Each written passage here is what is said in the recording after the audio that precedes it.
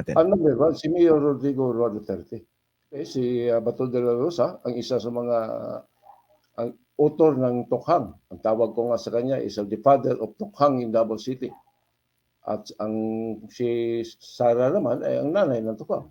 Dapat malaman ni Mayor Inday Sara na February 2020, sinama ko na ang pangalan niya sa International Criminal Court sa sinabit kong handwritten supplemental communication.